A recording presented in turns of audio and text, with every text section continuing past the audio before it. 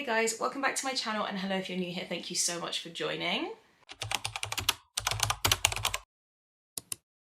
This is arguably one of the most difficult ranking videos I have ever done. You have no idea how long this took me. It was so hard. I had to take breaks, I was getting stressed, I don't know why I put myself through this. I'm going to rank the 22 dark romance series that I have read in order from best to worst. Well, we're going to start with worst and then we're going to go up to the top 10 and find out the best ones.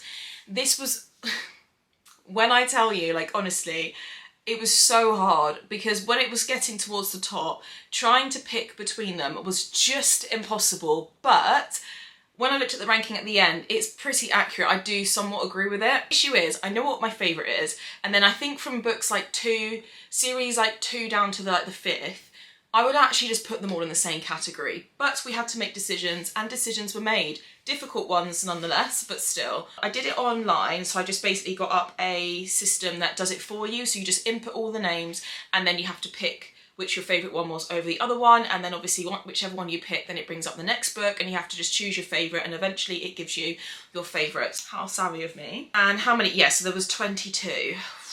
Right. Obviously this is not including standalones, this is purely series, and it's series that I have read 2 or more books from that series so that I can be a bit more accurate, and let's just go through them.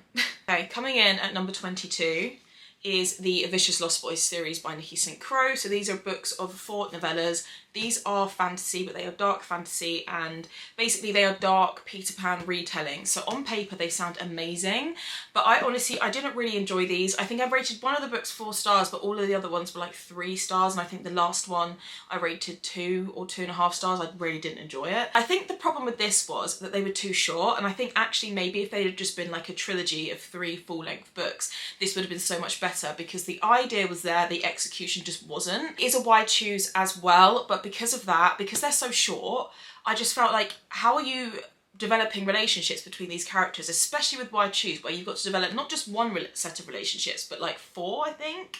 I just didn't feel like the romance was there. I didn't feel like the plot was there. There was too much going on in such a short amount of pages, and it just didn't work. It's not the worst thing in the world. I would recommend them if you just want something short and fun. They're definitely spicy, and I love dark Peter Pan retellings, but yeah, I didn't love this series. So 21, The Thorns Duet by Rena Kent. I don't know what it was about this, but I feel like there was a lot missing. I have to say, this is insanely spicy and it is extremely dark. And that wasn't what put me off. But I think when things are going to be that spicy and the storylines are going to be that dark, I think I really need to have a lot of character depth, really fall in love with my characters, be rooting for them, understand them fully, and I just didn't. I didn't mind Naomi's character, but honestly, Sebastian Weaver, he was far too unhinged for me in this. I don't know what it was, I just could not connect with him at all. I just thought he was an absolute lunatic. So I didn't love this. I also thought that the plot itself wasn't the best. It was pretty weak compared to Rena Kent's other books. So yeah, not my favourite. Next at number 20 is The Throne Duet by Rena Kent. I do tend to find that I actually think Rena Kent's duets they take a while to get going, and that's something I've noticed. I've read 3 of her duets now, and I feel like they just take a while to get going. But The Throne Duet, this is an introduction into her mafia world, and I actually really loved that side of the plot of these books. So these are the books actually my most recent reads I've just finished. And yes, it introduces her mafia world. This follows Ray Sokolov and Kyle Hunter. And honestly, Kyle gave me the ick. I thought he was super predatory and stuff. I didn't like the way that every time he looked at Ray, it wasn't in a cute way. It was just, everything with him was just overly sexual, and I didn't enjoy that at all. It was just so creepy. But actually the mafia plot in this I did really like. So I think I gave the first book 3.25 stars and the second book 3.5 stars. Not the worst ratings in the world. The second book was mainly plot focused, to be completely honest, and that's why I enjoyed it so much more. It was more the mafia elements to the story. But book 1, I didn't like Kyle at all, but I loved Ray. Her character was great. So The Truth and Lies duet by Rena Kent. This is probably her best duet that I've read so far. Even though it's not my favourite of hers, this is probably the best duet that I think that she's written. It does have the amnesia trope in it though, which if you don't like, you're not going to enjoy this, because it's basically all about that But what I will say is that the twists are really good in this, and Asher Carson is such a great MMC. It is obviously on the darker side. It's got bully, forced proximity, mystery, everything like that. It is fun. I just felt like was it the first book that I enjoyed the most, or was it the second book? I think it was the second book, because obviously all the truths, everything was starting to come out. There's a lot of miscommunication in this, and it can be a bit of a frustrating read, but it's fun and it's quick. Like, this book is only 220 pages. So if you want something quick, I would recommend it. It's fun and it's on the darker side. Next is the Maid series by Danielle Laurie. Again, these are mafia romances. I have, just full disclosure, only read the first two. I haven't got around to the third one yet. So I do think I'll read The Darkest Temptation in like finishing series that I'm in the middle of or something. But I did not like The Sweetest Oblivion. Elena's character was so annoying. I think Nico Russo was fun, like he was fine, but honestly, it was pretty bland. I think Nico Russo carried this book. But Christian Alistair in this, stop it. Such a good MMC. I really, really enjoyed this. I think I gave it like 4.25 stars. This was so good. But I just think the series as a whole, so far, I'm just like, it's got such amazing reviews, and sometimes I think maybe that's my fault. I go into it with too high expectations and I'm a bit like, But I am excited for the last two, because actually the second book was so much better than the first. The first book, honestly, was just boring, to be honest. I mean, apart from the scene where he blows up the petrol station for someone touching her. Great scene. But aside from that, yeah, I just, in comparison to other dark romance series I've read, so far, this is quite low down. Okay, so next is the Filthy Wicked Psycho series by Eva Ashwood. Now, I have to say, the first two books were absolutely phenomenal, but the last two books really lost its way. I don't think it needed to be 4 books, and I think that's why. I think I just got a bit bored, and everything felt like it was being dragged out. These books, obviously they're dark romances, they are wide shoes, and they have elements of like underground mafia, arranged forced marriage, forced proximity, all that good stuff. The spice is amazing. There is a scene in the first book, which is called Twisted Game, which sticks in my mind rent-free, and I read this over a year ago, where they're tattooing her. I mean, I don't even know if I can explain it here. It's just, but honestly, rent-free in my brain. So good. Loved the characters, but the actual story itself was just dragging. And so, yeah, this could have actually just been a duet, I think. Like a duet of, say, like each book 400 pages. That would have been enough, I think. Okay, next is the Never After series by Emily McIntyre. Really love this series. Like, it's so fun. It kind of almost feels like you're reading fantasy, but they're not. They are fractured fairy tales. So they're retellings of things like The Wizard of Oz, Peter Pan, so like The Lion King. They are so clever the way she's done them, because obviously she's retold them in modern day and made them slightly darker. I would say, if you're new to dark romance, this is a really, really good series to start with. I have got the other 3 books, but I just couldn't be bothered to get them out of my cart. I'm sorry. Everything is just chock-a-block in my TBR cart right now. I actually have not read these 2, which is why I grabbed them. And the last book in the series, Hex, has literally just released as well. So I think I'm going to try and just maybe read the last 3 one after the other, so I can just get back into Emily McIntyre's writing. But they're really, really fun. My favourite of the series, which I gave 5 stars to, is Hooked, which is the Peter Pan retelling. That book is phenomenal. Like, I would recommend that all day long. I had so much fun with it. I read it like over 2 years ago, and I still remember it clear as day. It's really stuck with me. It was such a good book. So number 15 is the Dracula Duet by Karina Halley. This is a Dracula retelling, and let me tell you, Blood Orange is incredible. The writing is amazing, the story is amazing, the spice is spicing in this one, okay? Obviously these are dark vampire romances. They are quite literally a Dracula retelling. So good. There's a little bit of a twist on them. Like, they're not just your normal dark romances, because there is so much history involved in this book, because this is about reincarnation, love across time and things like that. So there is so many other elements to it. It's set in Venice, which I loved. You've got like this magical guild, we've got vampire slayers, witches, everything. This was a 5-star read for me all day long. I just didn't love the second book, and I only gave it like 3 stars.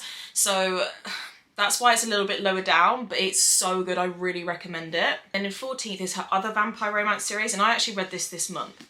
This was so good. And this is the Dark Eyes Duet, so Black Sunshine and The Blood is Love.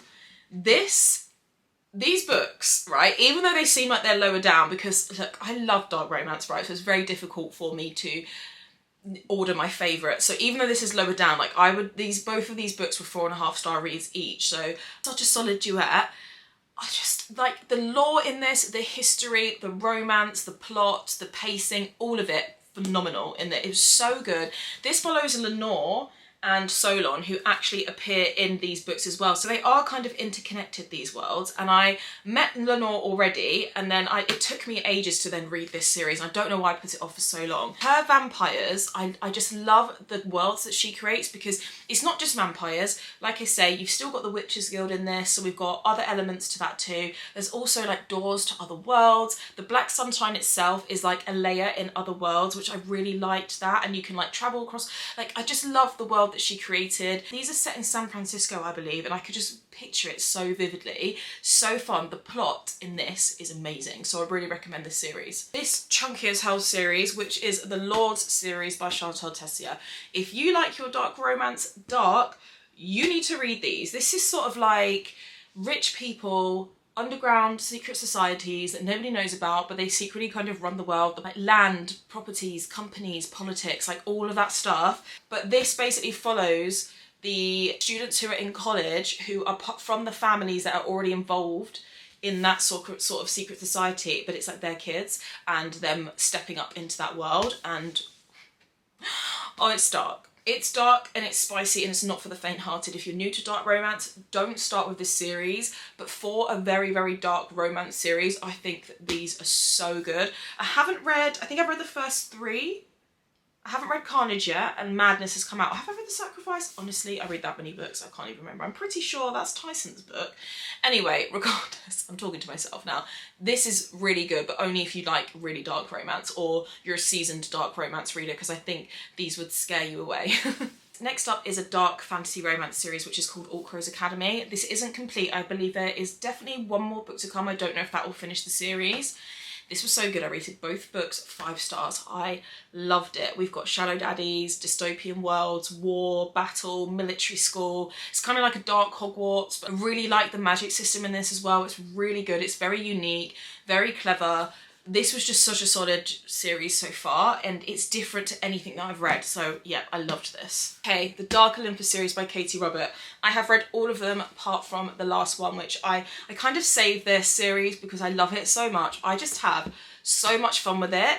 Now you're probably thinking, how is this, because I haven't rated every single book in this series 5 stars, but the last one I rated 5 stars, but I do think for this ranking it's going to get a bit difficult, because sometimes say if I've only read 1 or 2 books, or it's just a duet, sometimes a series, and the series as a whole, if that's multiple books, like 3, 4, 5 books, will give me a feeling where I think back to the characters and the overarching plot and the story and everything we've been through with them. I may not have rated every book in that series 5 stars, but it's like the series as a whole might overtake some things, so just be aware of that for this ranking. So I didn't give every book in this series 5 stars. Neon Gods, 5 stars all day long, and I think I've rated all the others 4, 4.5 stars.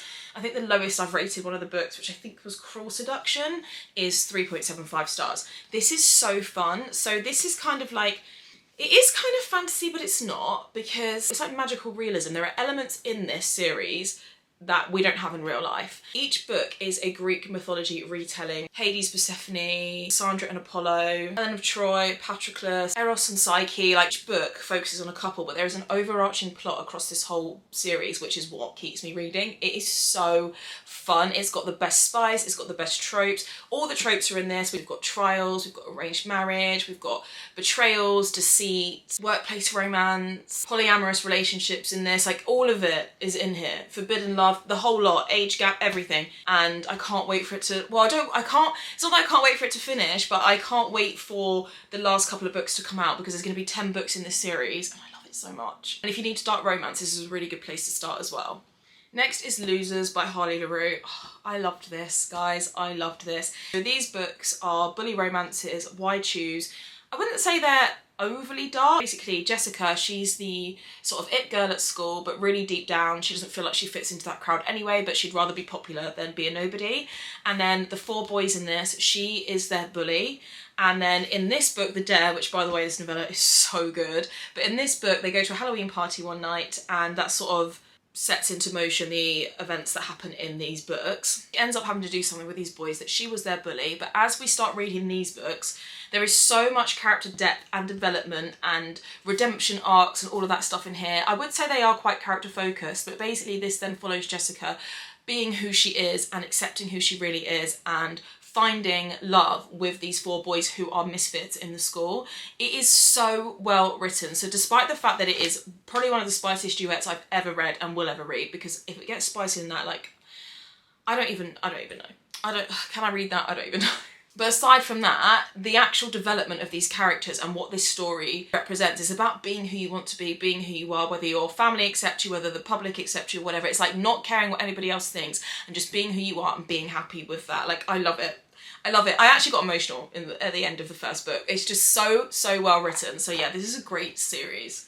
So we are now into the top 10 because that was number 10. This is number 9, which is the Madison Kate series by Tate James. If you're new to Why Choose Romance, then I would actually start with this series because it's not too spicy and it's not too intense. It's more of a romantic suspense, mafia-esque. It's quite underground and quite low-key, but there are elements of that in this. Arranged marriage, forced proximity, all that good stuff in this. It's extremely fast-paced, a lot goes on. Each book ends on a cliffhanger, so you need to clear your schedule for the weekend to read this, because I promise you, the cliffhangers, you're not going to be able to wait a day. You need all of the books in your arsenal ready to go. You can't just buy the first book, you need them all ready to go, because you're going to want to go one to the other. I love Madison Kate as well. She was such a fun character. I don't want to go too much into the story of it, because I don't want to, it's hard to explain without spoiling things, but a lot happens in this series, and it's a completely wild ride, but it's really fun.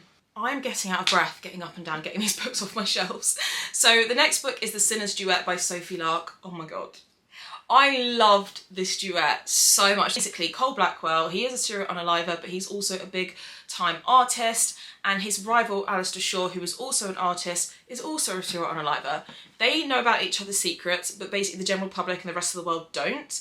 And then in comes Mara, who then becomes Cole's weakness, and Alistair finds out about her. Cole, in the meantime, is also stalking Amara. So it's stalker romance, dark romance. It's not too dark, it's more fun than it is dark, but obviously it has those elements to it. But this series is phenomenal. It's absolutely amazing. More people need to talk about this. I don't think it's underrated, but I feel like I just want everyone to read it. So please, read it. Royal Elite series is number 7 by Rena Kent. It follows, how many couples? 5 couples, I think, or 6. This is really good. It's like a new adult romance. It's set in the Royal Elite University. A lot of people compare this to the Devil's Night series, which I don't actually agree. I wouldn't go into it based off of the fact that you think it's going to be similar to that. I've got another series that I think is more similar to that I can recommend you. Each book follows a different couple. However, Aidan and Elsa do get a trilogy, which is these 3 books here. They get the trilogy. I don't think they needed a trilogy, but it was fun nonetheless, and each book follows loads of different tropes. The darkest books in the series, I think, are Vicious Prince and Black Knight. I think these are the darkest books in terms of the topics and everything that they cover. This one is more in terms of mental health representation, in terms of how dark it is, and then this one's more in terms of the spice, how dark it is. But regardless, say, this was so fun. It's interconnected, it sets up Rena Kent's whole entire world, and these characters will continue to appear throughout it as you're reading her books. So if you do want to get into Rena Kent, start with Royal Elite. It's so fun. I also realised that I forgot to add the Sinners Anonymous into my ranking. I'm not going to slot it in because it's going to mess up all the numbers, but this is where I would normally put this series, considering, I'm just looking at my laptop, what is coming up next. So the Sinners Anonymous series by Som Sketcher is one of the best mafia romances that I have read, and is actually the series that made me think maybe I do enjoy mafia, because prior to this series I just wasn't gelling with any of the mafia romances that I was reading. So the first book follows Rory and Angelo, and then the second book follows Penny and Rafe. Book 2, this is definitely like the first book in this duet is more slow burn, but it's really spicy. The tension is so good. And in this book, it's not as much of a slow burn, but it's definitely like an enemies to lovers scenario. Love the idea of it. So basically, is it the Viscontis? It's the Visconti family. I can't actually say that, but that family have this phone box, and people can go and ring the number in there and confess their sins. And then what they do, I think is it yearly or is it monthly? I think it might be monthly. Each month they listen to all of the people that have confessed their sins, and they go and choose somebody to off. And that's basically the sort of underlying plot of the story. And then obviously throughout the books, we're exploring the relationships between the characters. It's really, really good. I love the setting of it. It's actually, instead of it being set in a city, it's set on these coastal towns. So there's 3 towns along the coast, and they rule across all of them. Although I think there might be a rival family in like one of the furthest towns or something, which also sort of ties into this. The series is phenomenal, 100%. Like, I think I gave the first book 4.5 stars. The second book 4.5 stars, and the third book 5 stars. Really, really solid series. And just quickly as well, what I also like about that series is that there's a lot of emphasis on, because they run casinos as well, so there's a lot of emphasis on luck and fate, you know, like rolling the dice and is your luck going to be on your side, and there's a lot of emphasis on that. She ties it into the story and the personality of the characters. I thought it was like a really unique twist and something extra added in that you don't see all the time. So yeah, I loved that series. Number 6 is the Monsters and Muses series by Savile Miller. I feel like this is so severely underrated. I feel like I wish more people spoke about this series. First of all, the most beautiful covers you'll ever see, because obviously that is super important, right? But it is to me. Anyway. So basically, these are a series of interconnected standalones, so kind of similar to Rena Kent, where you've got sort of like someone's brother and then their best friend, and then that best friend is then seeing someone's sister, and there's workplace romances. Like, each book has got really good tropes. There's rockstar romance, stalker romance, workplace romance, mafia romance. Mafia is the overarching subplot of this, and it's set in a small town of, I think it's called Aplana. I don't know if that, I think that's a fictional town, but it's sort of in an island that's set off the coast of Boston, if I'm remembering correctly. I absolutely adore this. Overs and Emission was a 5-star read for me. Everything else was 4.5 stars plus. Absolutely phenomenal series. It's really fun. The found family feeling when you get to the end of it, once you start seeing all the characters, amazing. Jonas Wolfe is one of my favourite MMCs ever. He's British, and the way her British representation in it was just absolutely 10 out of 10. He was so suave and sexy, and I just feel like I'm swooning right now, which is just so embarrassing because he's not real. He's not real. And it's also not too dark. Again, if you need dark romance, and you can definitely start with this, it's really good. This was so hard to choose, this top 5. It took me ages. This is where I had to keep taking breaks. I just couldn't possibly make the decisions. But in 5th place is the Dark Verse series by Runix. I haven't read The Syndicator, which literally just released. This is also mafia romance. It's so funny how much mafia romance is in my top 10, considering I didn't think I liked it at the beginning of the year. This series ticks every single box. So it follows multiple couples. So we've got Tristan and Marana, who have the first 2 books. Dante and Amara's book is book 3. Then we've got Alpha and Zephyr, and then we've got the Shadow Man and Lila. And even just thinking, I'm lost for words when it comes to the series every single time. It's incredible because the plot in this is one of the best plots I've ever read. There are so many twists. It's so intriguing to read, but not only that, the writing is impeccable. Absolutely amazing. Like, she is so poetic with the way that she describes her characters' thoughts and their feelings. The pacing of all of the books is perfect. I could not fault them at all. There is so much depth to these characters. We're getting flashbacks, past, present, all of it. We know everything about the characters that we're reading about. Who's connected to who, why they're connected to who, who's wronged who in the past, why this person, like everything you need to know, you know. I'm putting off reading The Syndicator because I don't want this world to end. I don't want it to be over. I think Tristan and Marana are one of my favourite book couples ever. So are Dante and Amara. Zephyr's character made me laugh. She was so relatable. She was so funny. I just can't fault this series at all. I gave 3 of the books 5 stars, and then the other 2 books. To be fair, The Predator I think I only rated like 3.8 stars. Didn't think it was the most exciting start to the series, but it gets so much better. And if you haven't read it yet, please, what are you doing? If you take, no, I was going to say take one recommendation from this video. If you take any recommendations from this video, let it be the top 5 I'm about to go through with you. In 4th place is the Cat and Mouse duet, the infamous Zaid Meadows and Adeline Riley. I mean, what more can I say? I think this is one of the best, this is the best stalker romance I've ever read.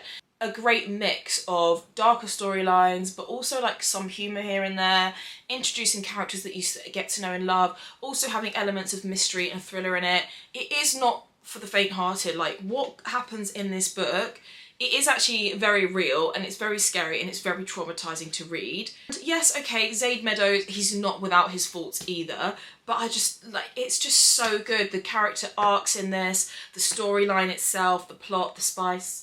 The House of Mirrors scene. We all know and love that scene. I just think it's amazing. And I just think, also I read this at a time where I was quite new to dark romance. So I kind of felt like I was blown away by it at the time. And I've read, as you can see, so many dark romances since then, including standalones and everything. And still nobody compares to the #1 stalker, that is Zaid Meadows. We're in the top 3. It arguably doesn't get more important than this. So this was really difficult, but The generator put this in this order for me. I mean, I already knew what number 1 was going to be, but in third place is the Hollow Boys series by Monty J. And this is the series that I said is the closest I've ever come to the Devil's Night series. So each book follows a different couple, but it is interconnected across all of them. And there are no words to describe how phenomenal this is. Not only is the writing flawless in this series, absolutely flawless, the character work in this, 10 out of 10. The storytelling, 10 out of 10. I don't even know what else there is to say. There is not a single thing I would change about this series. There is nothing missing, nothing that I could pick at that I would change. It's just phenomenal. It's got all the best tropes. It's got bully romance, romantic suspense, mystery, thriller, serial unalivers, false proximity, Thatcher and Lyra, which is, they get 2 books. They are iconic, by the way. Thatcher and Lyra are my favourite couple, and also Rook Van Doren. And Sage, like this book, The Truths We Burn, is amazing. Those 3 books I gave 5 stars. I gave The Lies We Steal 4 stars, I think. I gave The Oath We Give 4.5 stars. I just think it's amazing. The second gen has just come out. I did recently just read Wrath of an Exile and I gave it 5 stars. Monty J's become one of my favourite authors. Phenomenal. I have no other words to say. So in second place is The Edge of Darkness trilogy by Lee Ruers. I'm not joking when I say this is not for the faint-hearted. This is the darkest series I have ever read. It does get very hard to read at points, so I just want to be very forthcoming with that. But wow, I've got goosebumps talking about this. It's so silly how passionate we get about books sometimes, isn't it? Because this is just essentially words on paper, but that is what's so beautiful about reading. Like, that's how much it sticks with you and makes you feel, I've literally got goosebumps talking about it. This is amazing. This follows Cade and Stacey, and this, again, we've got past and present, so we get all the flashbacks, we get to really fall in love with them, falling in love with each other, and then when it gets through, going what they go through in this, which I'm not going to get into because it will spoil it, but it's not an easy read. It's got very dark storylines, and storylines that are very much real and are happening, so there is also that element when you're reading it that, like, this actually happens to people. It's amazing. It makes you laugh, it makes you cry. The found family in it is amazing. The pacing of the plot is amazing. Restitution, for me, is a masterpiece of a book. It's the last book of the series and it wraps it all up. And how on earth Lee Ruers managed to give us such an amazing, incredible series. Like, she is phenomenal. I can guarantee if you're a dark romance reader, there is no way you will read this and not like it. I'm telling you now. It's just written incredibly well, because I think if you're gonna create a story that dark, your writing's got to be on point. The way you tell this story has got to be on point, and she did not disappoint. Which brings me to my favourite dark romance series of all time. I feel like if you've been subscribed for a while, this will be no surprise to you, or if you follow me on TikTok, like, you'll know how much I would run into a burning house for this series. The Devil's Night series by Penelope Douglas. Nothing will ever come close. Well, the Hollow Boys came close, to be fair. It did come close. But nothing will ever really, truly compare to how I felt whilst reading this series. The way I love these characters is I have to remind myself all the time, Poppy, words on paper, not real characters, but they feel real.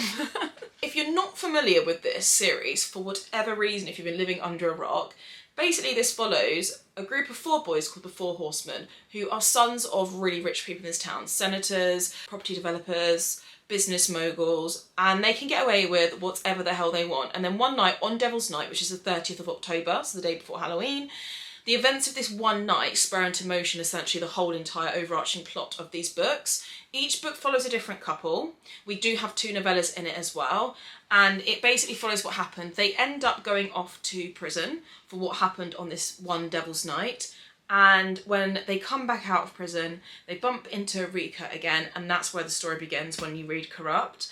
And it's sort of finding out the truth of what really happened, delving into the relationships between these characters, because these relationships don't just start from that night. They started from, like with Damon and Winter, they were kids when they met and something happens between them, and it's what happened between them when they were kids. Rika and Michael, childhood friends, it's what happens between them. And the overarching plot is so good because there are twists. It's everyone in this town, it's a very corrupt town full of, you know, affluent people who can pay off whoever the hell they want and get away with whatever the hell they want.